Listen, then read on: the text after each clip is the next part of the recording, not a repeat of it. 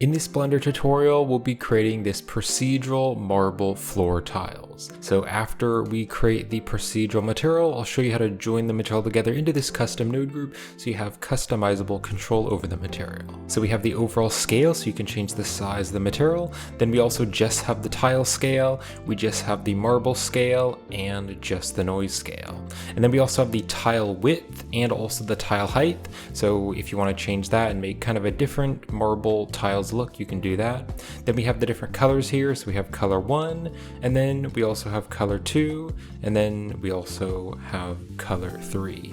And then we have the noise visibility, so there's a little bit of noise over the marble, so you can turn that up or turn it down if you want to make it more or less visible. We also have the detail size, so if you want to turn down the detail, maybe make it look like a stylized material, you could turn the detail down. And then we also have this distortion value, and that's just changing the distortion of the marble texture. Then we have the roughness of the material, so I have it set to be really shiny, but you could make it more rough if you want to. And then we also have the subsurface, because marble does allow a little bit of light to go through the material, so we have the subsurface there. And then we also have the tile bump strength to make the edges of those tiles bumpy. And then finally we have this rotation value, so you can rotate it around on the X, Y, and Z axis if you want to change the rotation for your object. And if you'd like to help support me and this YouTube channel and purchase this finished procedural material, you can get that on my Gumroad store and my Patreon page. The links are in the description. And if you'd like to purchase all of my procedural materials, definitely check out my Ultimate Blender Procedural Material Pack, which comes with all of my procedural materials pre-set up in Blender's asset browser with custom thumbnails, sorted catalogs, and customizable node groups. So once you set up and install my Ultimate Material Pack as an asset library into Blender, you can just open up the asset browser in any of your projects, and you can drag and drop the procedural materials into your 3D scenes. And every time I create 10 more procedural materials, I update the material pack and add the new materials. You can also purchase my procedural material packs, which are packs of 10 materials, and you can also get any of my materials individually on my Gumroad store. And to learn how to create more procedural materials, definitely check out my Blender procedural material tutorial playlist. And then one more thing before we start, I wanted to let you know about my furniture and home asset pack for Blender. In this furniture and home 3D model asset pack, you will get 250 furniture and home Blender 3D models, pre-set up for Blender's asset browser and ready to add to your project. Quickly fill in your 3D scenes just by dragging the models from the asset browser into your 3D scenes. The models have been split up into 5 different categories in the asset browser. The categories include office assets, living room assets, kitchen assets, dining room assets, and a combined bedroom and bathroom assets. There's also a free demo available that you can try out before purchasing. Check out the product with the links in the description, and you can also find the full product video with the link in the description. So real quick, I'll show you what I have set up in the 3D viewport if you want to set up the blend file the same way that I have. So I wanted to preview this material on a sphere and a plane. So I went to the add menu, I went to mesh, and I added an icosphere. And right behind me on the add icosphere settings, I just turned the subdivisions up to 6. So it is nice and smooth and round. I use the object context menu to shade it smooth. And then I want to model this better to the real life scale in Blender, and the default objects are quite large. So I'll scale this object down by a 0.2, and I will press Ctrl A and apply the scale. Then I also went to the add menu, added a plane because I wanted to see how this material would look on a ground object, because you're probably going to be adding it to like a kitchen floor or some kind of floor object. So I'll move the plane down, and I just scaled the plane up really big and just kind of moved it over here. And then I also added a camera, and I just pointed the camera at the object. And if you select the camera and click over here to go to the object data properties, I turn the focal length up to 60 just to kind of zoom the camera in a bit and make things look a bit more flat. Now, as for the lighting, I added these 2 different area lights right here. So this area light is kind of shining down to add some cool reflections, and I made it a slight yellow color and turned the power to 40. And then this other area light is turned to an 18, and it also has this slight yellow color. And I just kind of went into the rendered viewport mode, and I kind of moved the lights around and kind of rotated them so that we kind of get some nice reflections. And then to make this look much more realistic, I wanted to add in an HDRI to get lots of realistic lighting and reflection. So over here on the world properties, you can go here to the color, and you can click on that yellow dot here next to color. You can choose environment texture, and then you can click on the open button and add in an HDRI. And I added in this AutoShop01 HDRI from polyhaven.com, so the link is in the video description. And I downloaded the 1K version and the HDR version on polyhaven.com. And then I set the strength of the HDRI to 0.5, so it's not quite as bright. Now also, if you go up here to the render properties, I am going for realism, so I'm going to be using the Cycles rendering engine. And also here on the render properties, I'm going to scroll down and I'm going to go to this color management, and I'm going to turn the view transform to filmic, and I'll change the look to very high contrast to pop out the colors and make everything more contrasted and saturated. So I'm going to click right over here to go to the shading workspace. So in the shading workspace, I have the 3D viewport right over here, and I'm in the rendered viewport mode, so I can preview the material. And then I have the shader editor right over here. So I'll just select an object. Let's click on new to add a new material, and I'll just rename this material to marble floor tiles. And then I will click and drag and drop this material onto the other object so that they both have the same material. And then I'm also going to be using the Node Wrangler add-on to preview the different nodes in the video. So if you don't have the Node Wrangler enabled, you can click on edit, you can go to the preferences, and over here in the add-ons tab, you can search for Node Wrangler and just enable the Node Wrangler add-on so it's built into Blender, and I'll show you how to use it in the video. So the first thing that I want to do is create the tiles texture. So to do this, I'll go to the add menu, and I'm going to add the brick texture. We'll drop it here, and I'll select the brick texture, and I'll press Ctrl T. This is going to add the texture coordinate and mapping nodes. And then also I'm going to hold down the Control and Shift key and select the brick texture. So when you hold down the Control and Shift key with the Node Wrangler enabled and then select different nodes, that is going to preview the node on the object. So Control Shift and select the brick texture. And then I want to use the object coordinates, so I'll plug the object into the vector. You could also use the UV if you wanted to UV unwrap the objects, but I'll just be using the object coordinates. Now I want to keep my nodes nicely organized because this material will get a little bit complex. So to make it easier to understand and to not get so confused with all the nodes, I'm going to click and drag to box select these two nodes here, and I'll press Ctrl J. Ctrl J is going to join them into a frame, so I can drag the frame around. I can also press F2 with the frame selected, and that's going to add a label, and I can just rename this to mapping. So it's totally optional, but I like to do this to keep the nodes nicely organized. So now we're going to use this brick texture to create the tiles on the floor. So the first thing that I want to do is turn this offset to 1 so that it doesn't look like brick, but it actually looks like tiles. And then let's go down here to the bottom, and on the brick width and the row height, I want to change these both to 0.5 so that they are the same size. And then let's change a few of the settings. So let me just go right here, and I can click and drag to make this bigger. And then on this mortar smooth, I'm going to turn this to a 0.87 so that you can see the little black lines there are a bit more smooth. And then also this mortar size here, I want to make it more thin. So I'll turn this to a 0.002. That way those lines there are very, very thin. And then I'll turn the scale to a 4. Now you can see there's a little bit of variation with the tile colors, and that's because of these different colors here. So the mortar and then color 1 and color 2. I'm going to make color 2 fully black, and also the mortar here I'm going to make fully black. And then color 1 I'm going to leave how it is.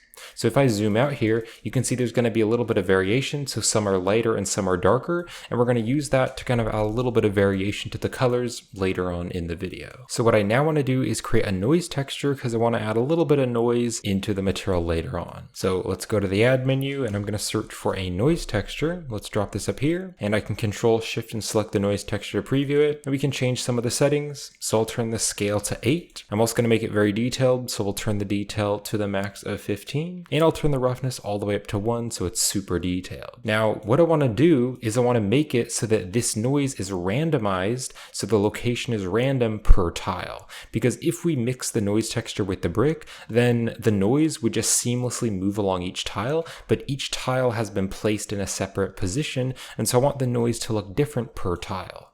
So what we're going to do is use this brick texture and put it into the vector, and that's going to randomly move the placement of the noise per tile. So to do this, I need to go to the add menu, and I need to search for a mapping node, and we'll put the mapping node behind the brick.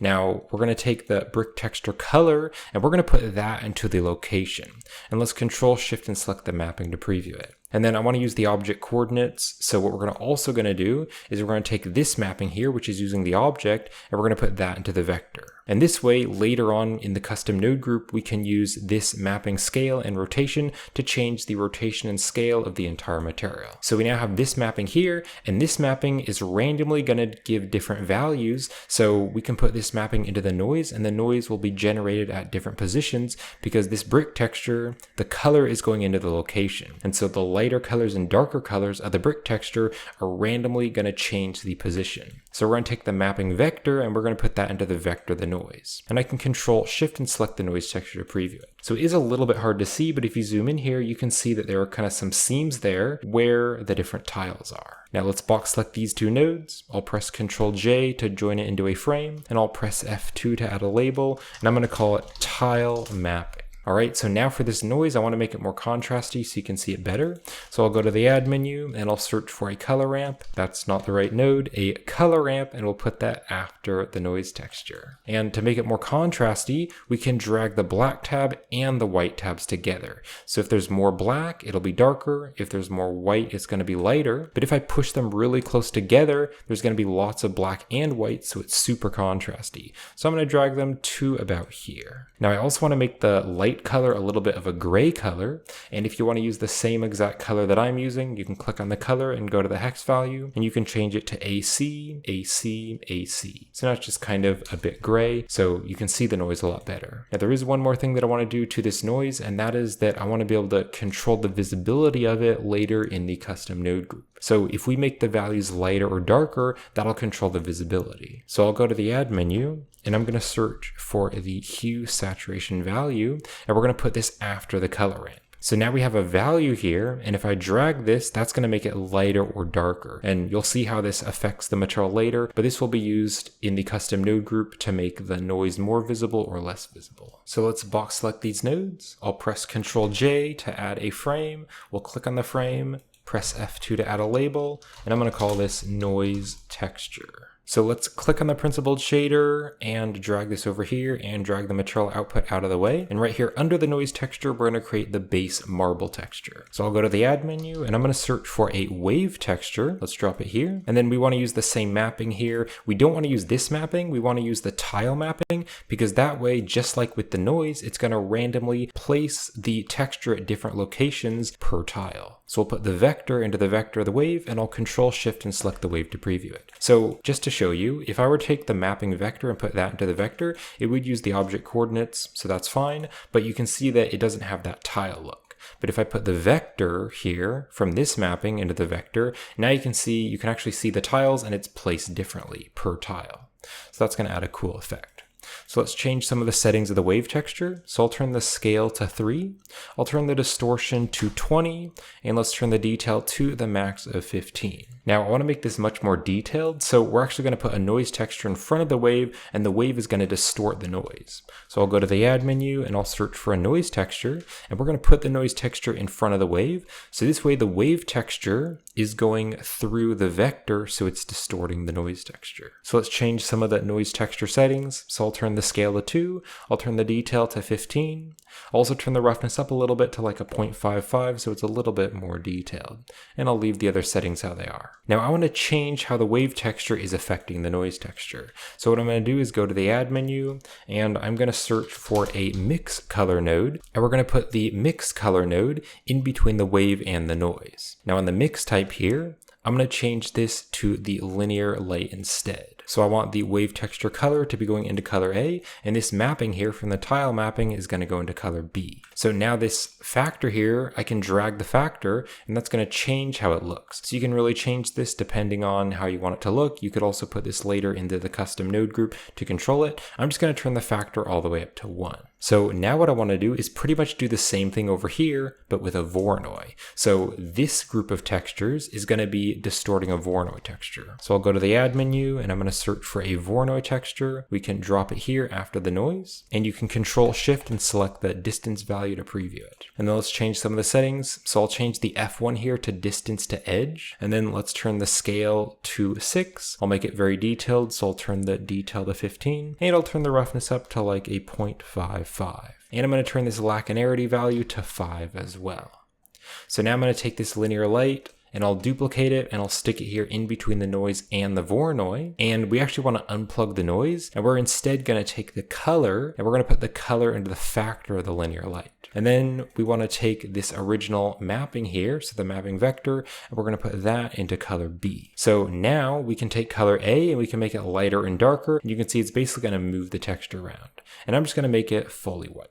So that is going to be it for the base marble. So I'll box select these nodes, press Ctrl J to add a frame. And we can add a label and I can rename it to marble texture. All right, so let's click and drag these nodes and move them over, because now right here, I want to add the base colors. We can also drag out this noise texture here, drag out these to kind of make it the same size. So to add the base colors, I'll go to the add menu and I'm going to search for a mix color. We can actually put the mix color right here in the wire after the Voronoi. Now the Voronoi texture here, this is going to go into the factor, and this way, by putting it into the factor, the light and dark values of this texture are going to determine what parts are going to be color A and what parts are going to be color B. So now let's make the two colors. So for color B, I'm going to make this kind of light peachy color, and for color A, this is going to be kind of like a brown color. And if you want to use the same exact colors I'm using, for color A, the hex value is going to be 735442, and for color B, the hex value is going to be FF E6 C8. So that is the base color of the marble. Of course, you can make any different marble color that you want, but I like kind of having it this light brown color. So now what I want to do is mix in the noise. So let me just drag this principled shader back here, and I'll select the mix, and I'll press Shift-D to duplicate it and drop it up here. Now this mix result, this is going to go into color A, and then to mix in the noise, we're going to put the hue saturation value color into the factor. So now that's going to mix in the noise, and on the mix type here, we can change it to darken, so it'll add the dark values. And now here in color B, if we make this darker, that is going to add the dark values of the noise. So you can see this noise texture here. If I just like drag this around, drag the color amp colors, you can kind of see what it's doing. So there's the noise. And so just the dark values of the noise are being mixed in here. So now for color B, you can make this whatever color you want for the noise. So I'm going to go with a dark brown color, and the hex value for this color is going to be 2B0F00. So now I also want to mix in one more texture here into the base color, and what it's going to do is it's going to make the inside of the tiles look a little bit darker. So I'll select this darken, I'll press Shift-D to duplicate it and drop it here after this one. And then what I want to do is go over here to this brick texture, and I'm going to take the brick texture color and I'll pull out a wire and I'll drag this all the way over here, and I'm going to stick it into the factor of this darken. Now I want to change how that texture looks, because you can see right now it's making the inside of the tiles look a bit lighter. So I'll go to the add menu and I'm going to add a color ramp, and we'll put the color ramp here in the wire before it goes into the factor, and let's just drag this up here. So what I first want to do is flip the colors. So I'll drag the white tab over here, and then I'll drag the black tab kind of to about here. And then for this white color, I'm going to make this a gray color, and the hex value I'll be using for this mid gray color will be 9F, 9F, 9F. So now if I zoom in here, you can see the inside of the tiles are looking a bit darker. Whereas before, if I Control Shift and select the darken, you can see it's not there. So here is the base marble, then here is the added noise, and then here is the darkened edges there in the tiles. So we'll box select these nodes.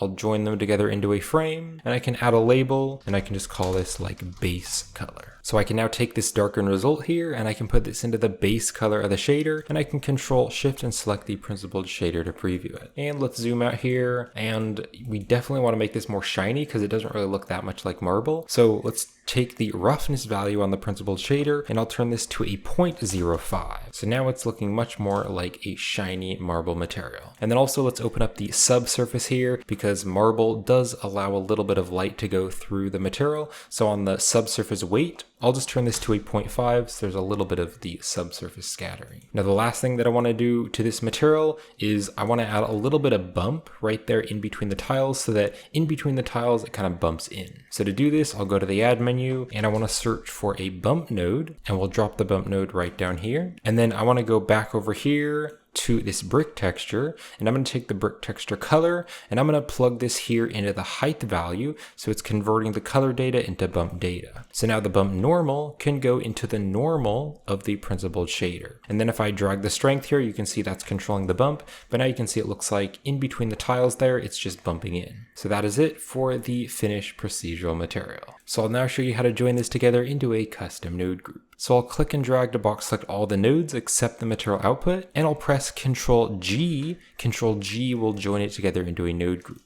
Now if I press the tab key with the node group selected, that's going to go in and out of the node group. So I'll drag the node group right over here, and let's zoom in here and just drag it out so it's a bit bigger so you can see it better. And then here I'm going to click up here and copy the material name, and I will paste it here into the node group.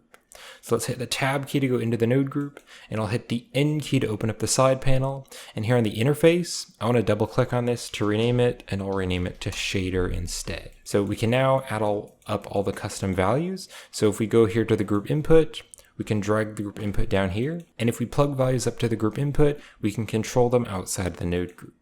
So I first want to control the overall scale of the entire material, and this mapping is plugged up to all the textures. So this scale value will control the size of the entire material. So we'll put the scale into the extra socket. Let's click on the scale, and I want to make it 1 value instead of 3 values. So we'll turn the type here from vector to float instead. And then we need to turn the default value to 1, and we'll go outside of the node group, and then we need to turn the scale back to 1. So that's controlling the overall size. So we'll go back into the node group. Now I also want to control the tile scale. So we can take the brick texture scale, and we'll put that into the extra socket. Double click on this to rename it, to change the name, and I can rename it to tile scale. Then I want to control the marble scale. So we'll drag the group input way over here, and this Voronoi texture here, it has a scale value, and we can drag this around to change the scale. So we'll put the scale into the extra socket. Let's double click on this to rename it, and I'll rename it to marble scale. And then I want to control the noise scale. So we'll put the group input right up here, and we can take the noise texture scale and put that into the extra socket, and we can rename this to noise scale. And then I want to control the tile width and height. So we'll bring the group input back here, and we can put the brick width into the extra socket and the row height into the extra socket. And I'll double click on these to rename them, and I'll rename this to tile width and also tile height. Then I want to control the colors, so we'll drag the group input way over here next to the base colors, and we can put color A into the extra socket and color B into the extra socket. And then these two are the same exact color, so you could put them in separately, but I'm going to put B into the extra socket, and then I'll put this color B into the same exact socket. And this way, this one color will change both of them. And then I'll rename all these colors 1, colors 2, and colors 3. Then I want to control the noise visibility, so I'll drag the group input back here, and we have this hue saturation value, and we can drag the value to make the noise more or less visible, because making it lighter or darker. So I'll put the value into the extra socket here, and I'll rename this to noise visibility. Then I want to control the detail, so I'll drag the group input back here, and on all of these textures, we can put the detail values into the same socket. And you can see all the details are set to the same value of 15. So I'll put the detail into the extra socket, and this one here into the detail, this one here into the detail, and this one here, the Voronoi, the last one here into the detail. So just those 4, so that's going to control all the detail of all the textures. Then I want to control the distortion. So there's this wave texture distortion value, so you can see that's distorting the marble. So I'll put the distortion into the extra socket. You could also put many more of these values into the extra sockets if you want to, like this linear light factor to change the look of it, also the detail roughness here, and also the roughness of the noise, and the roughness here of the Voronoi. You could also turn this up and down to kind of get more variation, so you can really do whatever you want to customize the material, but I'm not going to be adding in those values. Let's also add in the roughness. So I'll drag the group input right over here, and we can take the roughness, we can put that into the extra socket. And let's also take the subsurface weight, we'll put that into the extra socket, and you could rename this to subsurface weight or subsurface scattering. I'm just going to call it subsurface. And then let's also plug the bump strength into the extra socket, and I'll double click on this to rename it, and I'll rename it to tiles bump strength. And then the last thing that I want to do is add the rotation in case I want to rotate the material. So I'll select the group input, and I'll drag it right here at the very end of the node setup. And I want to take this mapping here, and I want to take the rotation and put that into the extra socket, because this mapping is plugged up to all the textures. So I'll hit the N key to close the side panel. I'll hit the tab key to go outside the node group, and you can see now there's the rotation. So I'll press Ctrl S to save, and this will finish it up for the material. So I'll just review the final material. So we have the overall size of the entire material. I can also just change the tile scale, I can just change the marble scale, and I can just change the noise scale. And then if I want to, I can also change just the tile width or also just the tile type to customize that. And then we have the different colors. So we have colors 1 through 3. And then we have the noise visibility, so you can have more noise or less noise. We also have the detail value. So if you turn this down, it almost looks like a stylized material, kind of like a stylized marble. Then we have this distortion value if you want to change that. We also have the roughness of the surface. Then we have the subsurface, and then the tile bump strength. And then finally we have a rotation, so the rotation X, the rotation Y, and the rotation Z if you want to change the rotation on your object. So that'll be it for this video, so I hope you found the tutorial helpful, and thank you for watching. And if you'd like to help support me and this YouTube channel and purchase the finished procedural material, you can get that with the links in the description on my Gumroad store and Patreon page. You can also purchase my Ultimate Blender Procedural Material Pack if you'd like to purchase all of my procedural materials. And you can also purchase any of my materials individually on my Gumroad store. And to learn how to create any of my procedural materials, definitely check out my Blender Procedural Material Tutorial playlist. The links are in the description. So I hope you enjoyed the video, and thank you for watching.